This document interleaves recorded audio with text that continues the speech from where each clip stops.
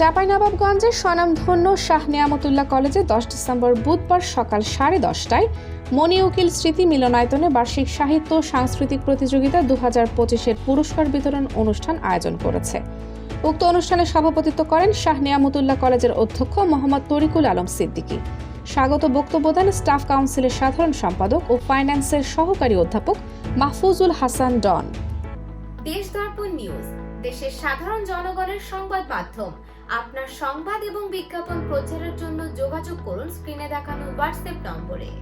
উক্ত অনুষ্ঠানে প্রধান অতিথি হিসেবে ছিলেন চাঁপাইনবাবগঞ্জ 3 আসনের সাবেক এমপি ও শাহ নেয়ামতুল্লাহ কলেজের গভর্নিং বডির সভাপতি মোহাম্মদ লতিফুর রহমান। অনুষ্ঠানে আরও অতিথিরা ছিলেন অত্র কলেজের উপাধ্যক্ষ মোহাম্মদ শরীফুল ইসলাম, সাবেক ভারপ্রাপ্ত অধ্যক্ষ মোহাম্মদ কামরুজ্জামান, অত্র কলেজের ক্রীড়া কমিটি আহ্বায়ক ও রসায়ন বিভাগের সহকারী অধ্যাপক মোহাম্মদ হাবিবুর রহমান, ইংরেজি ও শিক্ষক প্রতিনিধি প্রভাষক নওসাবাহ নওরিন, ইসলাম শিক্ষা ও শিক্ষক প্রতিনিধি প্রভাষক মোহাম্মদ ফরহাদ হোসেন ও মার্কেটিং ও শিক্ষক প্রতিনিধি মোহাম্মদ আবদুল্লাহ প্রমুখ। উক্ত অনুষ্ঠানে বার্ষিক সাহিত্য সাংস্কৃতিক প্রতিযোগিতায় 14টি বিষয়ের অংশগ্রহণকারীর মধ্যে 42 জন শিক্ষার্থী বিজয়ী হয়েছে। ক্রীড়া প্রতিযোগিতায় 13টি খেলায় অংশগ্রহণকারীর মধ্যে 39 জন শিক্ষার্থী বিজয়ী হয়েছে।